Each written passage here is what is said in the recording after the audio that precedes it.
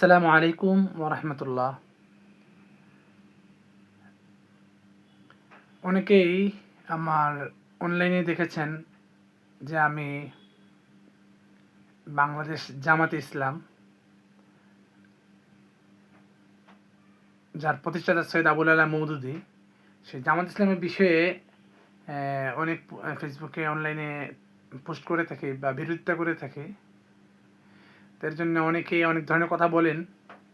আমি আসলে তাদের বিষয়ে যে তাদের বিরোধিতা করি, মৌদুদিবাদের বিষয়ে বলি, মানুষরা সবাই হয়তো বুঝেন যে আমি এই বিষয়ে কোনো পড়ালেখা করা নেই বা তাদের বিষয়ে জানা নেই।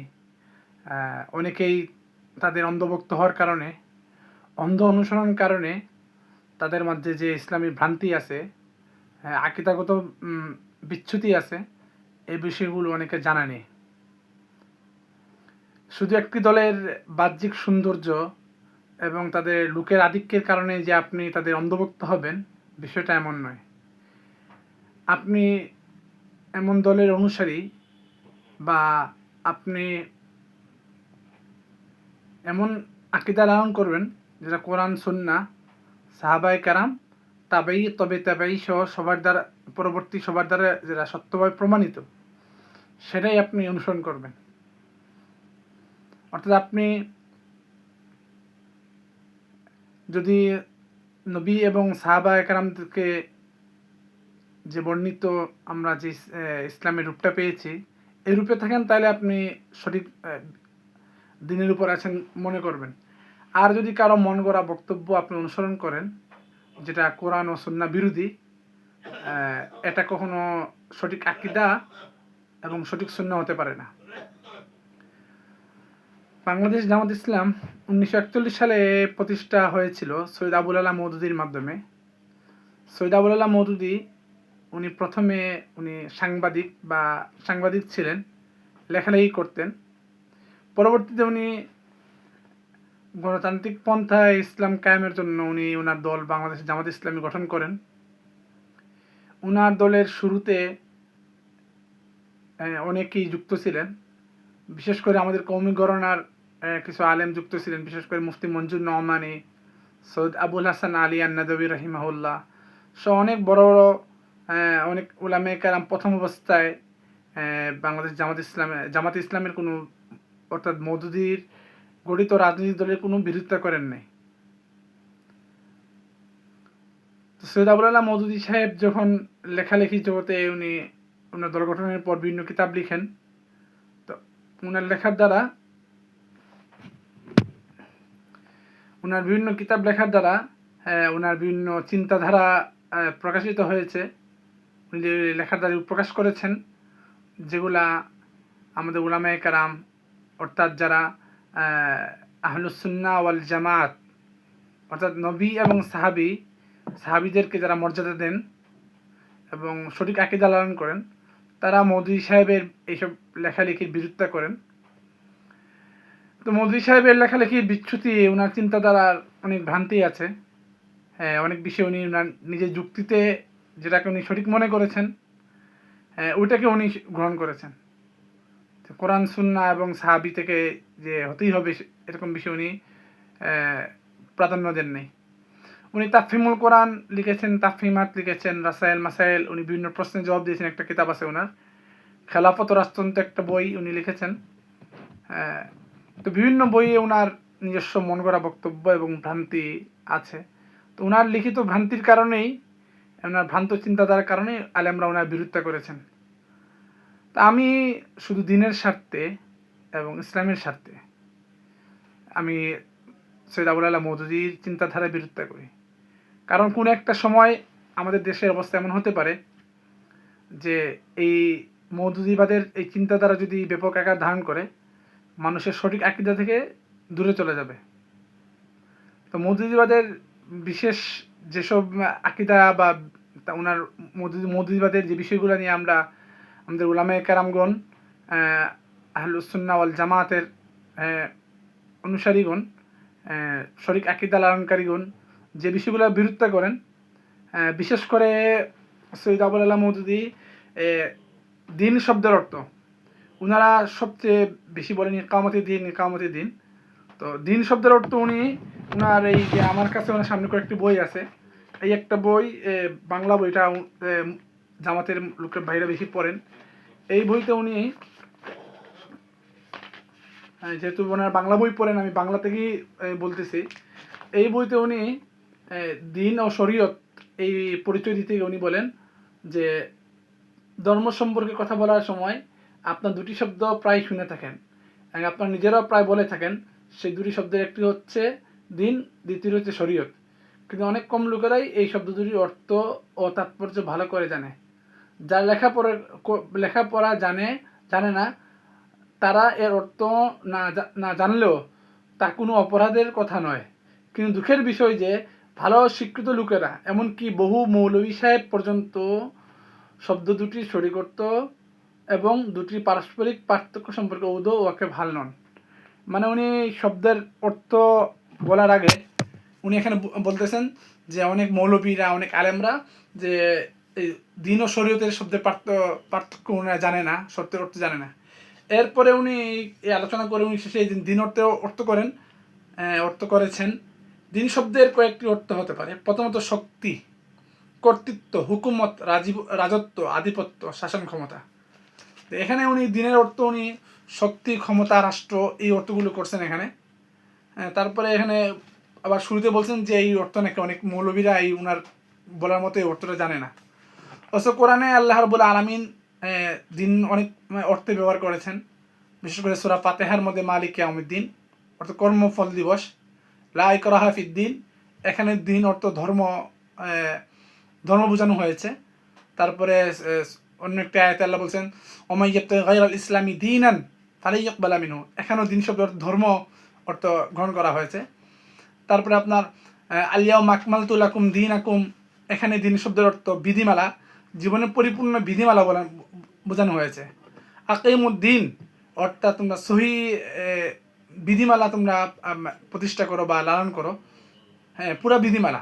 দিনের অর্থ এখানে আপনার শুধু রাষ্ট্র বা ক্ষমতা এই অর্থে পুরোপুরি বোঝানো হয় নাই। তো ওনারা এই দিন শব্দের অর্থ ভুল ব্যাখ্যা প্রদান করেন। এটা আপনার এইখান থেকে বুঝলাম যে ওনারা শুধু দিন অর্থ রাষ্ট্র বা ক্ষমতা গ্রহণ করেছেন। অথচ কোরআনের শব্দ এবং আরবি শব্দ একাধিক অর্থ হতে পারে। তো এটা আপনার একটা উদাহরণ দেখালাম। তারপরে যে ওনাদের আরও ভ্রান্তি তো অনেক বেশি। একটা বড় ভ্রান্তি হলো যে ওনারা, আমরা বিরোধিতা করি যে বিষয়টা, যে আমাদের আকিদা হলো, সহি আকিদা হলো যে সমস্ত নবীরা মাসুম, নবীদের কোনো গুনাহ নেই, নবীদের নবুয়তের আগ পূর্বেও গুনাহ নেই, পরেও গুনাহ নেই। এটা হলো আমাদের সহি আকিদা। কিন্তু সৈয়দ আবুল্লাহ মওদুদী সাহেব কোরআনের তাফসীর লিখতে গিয়ে বিভিন্ন নবীদের নিয়ে সমালোচনা করেছেন। তো আমার হাতে ওনার একটা প্রাচীন একটা বাংলা অনুবাদের বই একটা আছে। এটা হলো যে রাসায়েল মাসায়েল, 1981 সালে এটা প্রকাশিত হয়েছে বাংলা। এটা মগবাজার মওদুদী গবেষণা কেন্দ্র থেকে প্রকাশ হয়েছে। তো এখানে 27 নম্বর পৃষ্ঠা, বইটা অনেক পুরানো। এই বইতে অনেক বিষয় আছে আলোচনার। 27 নম্বর পৃষ্ঠার দিকে আপনার দেখাচ্ছি, এখানে আম্বিয়া কেরাম নিষ্পাপ হওয়া, এইখানে দেখা যাচ্ছে আম্বিয়া কেরাম নিষ্পাপ হওয়া সম্পর্কে উনি কী বলেন সেটা পড়ে শোনাচ্ছি। ওনাকে প্রশ্ন করা হচ্ছে ওনার রাসায়েল মাসাইল বইয়ে, এই যে বইটা, নবীরা যে মাসুম নিষ্পাপ একটা স্বীকৃত ব্যাপার, কিন্তু হজরত আদম আলাইহিস সালাম কোরআনের আয়াত থেকে একাত্মভাবে প্রমাণ হয় যে তিনি গুনাহ করেছেন এবং খোদার নির্দেশ অমান্য করেছেন। যেমন কোরআন আয়াত লা তাকরাবা হাযিহি শাজারাতা ফাতাকুনা মিনাজ জালিমিন, এই আয়াত দিয়ে ওনাকে প্রশ্ন করা হচ্ছে। আয়াতটি একথা প্রমাণ করে এ সম্পর্কে আপনার গবেষণার ফলাফল জানিয়ে উপকৃত করবেন। উনি উত্তরে বলতেছেন, নবীরা মাসুম হওয়ার অর্থ এই নয় যে ফেরেশতাদের মতো তারাও ভুল করার সম্ভাবনা বিলুপ্ত করা হয়েছে, বরঞ্চ প্রকৃতপক্ষে এর অর্থ, এর তাৎপর্য হচ্ছে জেনে শুনে নবীর কখনো নাফরমানি করেন না। মানে নবীরা ভুলে নাফরমানি করতে পারেন, জেনে শুনে করেন না।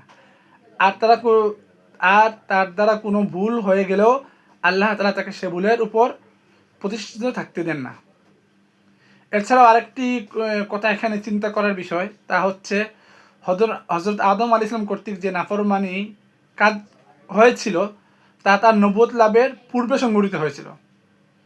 আর নবী হওয়ার পূর্বে কোনো নবীর সে ধরনের নিষ্পাপ জীবন ইসমাত লাভ হয় না, যা নবী হওয়ার পরে হয়ে থাকে। মানে ওনার কথা হলো যে নবী হওয়ার পূর্বে নবীদের ইসমত লাভ হয় না, যা নবী হওয়ার পরে হয়ে থাকে। নবী হওয়ার পূর্বে হযরত আদম ইসলাম কর্তৃক একটা বিরাট গুনাহ কাজ সংঘটিত হয়ে গিয়েছিল। তো এই বাংলায় এখানে এই মুসা আলাইহিস সালাম উনি বলতেছেন যে মুসা আলাইহিস সালাম তিনি একজন লোককে হত্যা করে ফেলেছিলেন। নবুয়ত লাভের পর এই কাজটির জন্য ফেরাউন যখন তাকে তিরস্কার করেছিল, তখন তিনি ভরা দরবারে কথা স্বীকার করেছিলেন, ফাআলতুহা ইদা ওয়া আনা মিনাদ দাল্লিন। মানে এই আয়াতটা মুসা আলাইহিস সালামের ঘটনা দিয়ে উনি বুঝাতে চাচ্ছেন যে নবুয়ত লাভের পূর্বে মুসা আলাইহিস সালাম দ্বারা বড় গুনাহ সংঘটিত হয়েছিল। আবার নবুয়তের আগে নবীদের একরকম ইসমত থাকে, আর পরবর্তীতে ইসমতের পরিবর্তন হয়, পরিপূর্ণ ইসমত লাভ হয়। তো এখন এইটা ওনার এই বাংলা এই বই থেকে আমি পড়ে শোনালাম। এখানে আরও আলোচনার বিষয় আছে, ওনার দাড়ি সম্পর্কে ওনার মনে করা ব্যাখ্যা আছে, তারপরে দাজ্জাল সম্পর্কে অনেক হাদিস বর্ণিত আছে, আল্লাহ রাসূল সাল্লাল্লাহু আলাইহি ওয়াসাল্লাম এ সম্পর্কে এক নম্বর প্রশ্ন উত্তর আছে, এরকম আরও অনেক ভ্রান্তিমূলক কথা এখানে আছে। তো যেটা বলতেছিলাম, সময়ের ক্রম দীর্ঘ হয়ে যাচ্ছে।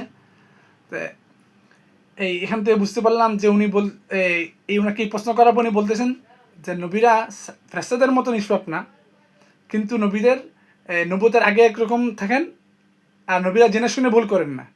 আর নবুয়ত লাভের আগে নবীদের পরবর্তী আগে ইসমত লাভ হয় না।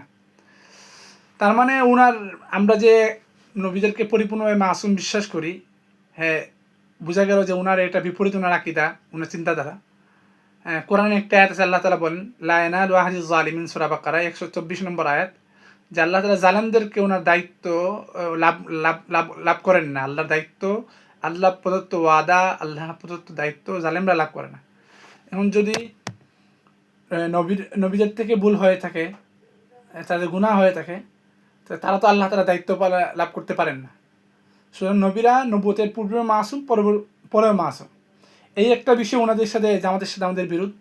ওনারা দলগতভাবে এই বিষয়টা স্পষ্ট করে ওনারা মানুষের মাঝে প্রকাশ করেন না। ওনারা বলেন না যে মওদুদী সাহেবের কথাগুলো ভ্রান্ত, আর ওনারা এটা বিশ্বাস করেন না, এটা ওনারা স্পষ্টভাবে বলেন না। ওনারা আমাদেরকে বলেন যে আমরা আমাদের নিজেদের আলেমদেরকে আমরা অন্ধভাবে অনুসরণ করি, আমরা আলেমদেরকে ছাড়া কিছু বুঝি না, এই না সেই না, এগুলো বলেন। কিন্তু ওনার নিজেরাই সৈয়দ আবুল আলা মওদুদী সাহেবের অন্ধ অনুসরণ করেন। তারপর এই যে আরেকটা বই ওনার আছে, ওনার লিখিত বইটা আধুনিক প্রকাশনী থেকে 2025 এপ্রিল মাসে প্রকাশ হয়েছে, খেলাফত ও রাজতন্ত্র। এই বইয়ে অনেক আলোচনা করার মতো বিষয় রয়েছে, বিশেষ করে সাহাবাতু কুল্লুহুম আদুল। উনার এখানে উনি সাহাবায়ে কেরাম উনি বলেন যে সাহাবায়ে কেরাম যে সবাই সত্যাশ্রী ছিলেন, যে উদুল ছিলেন, এটা উনি মানেন না। এটা উনি বলেন যে সাহাবায়ে কেরাম থেকেও কি সবাই দুর্বলতার, মানবীয় দুর্বলতার ঊর্ধ্বে, অতএব প্রত্যেকেই সাহাবায়ে কেরাম ভুল করেছেন। হযরত মুআবিয়া রাদিয়াল্লাহু তাআলা আনহু, উসমান রাদিয়াল্লাহু তাআলা আনহু, অনেক সাহাবীদের বিষয়ে উনি ভ্রান্তিমূলক আলোচনা করেছেন, যেটা সহিহ আকীদা আহলুস সুন্নাহ ওয়াল জামাতের আকীদার বিরোধী। তো এই বিষয়ে আমি আগেও দুইটা ভিডিও আলোচনা করেছিলাম। তো এই বিষয়ে বইগুলোর প্রত্যেকটা বিষয় নিয়ে আলোচনা অনেক সময়ে দাবি রাখে। আমি তো বললাম ওনাদের বই হাতে, যে আমরা না জেনে যে ওনাদের বিরোধিতা করি, বিষয়টা এমন না।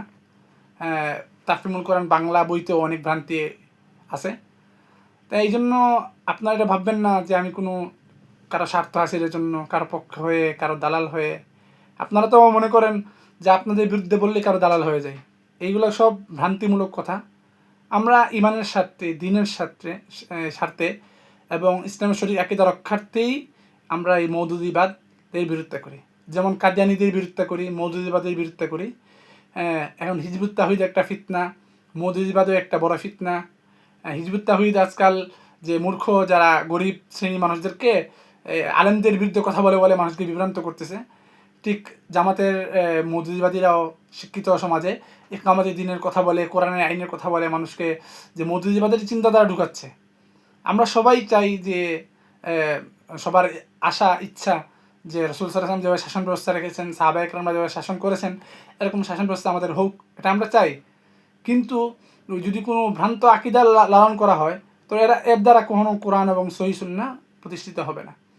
তো এই আলোচনাগুলো করলাম যে আমরা চাই যে আমাদের দিন হেফাজত থাকুক, ইসলামের সঠিক আকীদা হেফাজত থাকুক, এবং জামাত থেকে যেন মৌদুদিবাদের ভ্রান্তিগুলো থেকে যেন আমরা বাঁচতে পারি, উম্মাহকে বাঁচাতে পারি। আমরা জামাতি ভাইদেরকে বলবো, আপনারা এই সৈয়দ আবুল আলা মওদুদী সাহেবের বইগুলো তো আপনারা পড়েন, আপনার রুকন হইতে হলে, সদস্য হইতে হলে এই বইগুলা পড়েই আপনার রুকন হন, সদস্য হন। আপনারা এই বিষয়গুলা জানার চেষ্টা করেন, আপনার ভুলগুলো আছে স্বীকার করেন এবং ভুলগুলো পরিহার করেন, এই বইগুলো পড়া বন্ধ করে দেন, তখন দেখবেন আর সহি আকীদায় ফিরে আসেন। এইটা আপনাদের প্রত্যাশা থাকলো। আর অযথা আপনাদের বিরুদ্ধে বলার কারণে দালাল বা এসব টেক দেওয়ার দরকার মনে করি না। আল্লাহ তাআলা আমাদেরকে ইসলামের সঠিক আকীদা আহলুস সুন্নাহ ওয়াল জামাতের সাথে থাকার তৌফিক দান করুন। ওয়া আখিরু দাওয়ানা আনিল হামদুলিল্লাহি রাব্বিল আলামিন।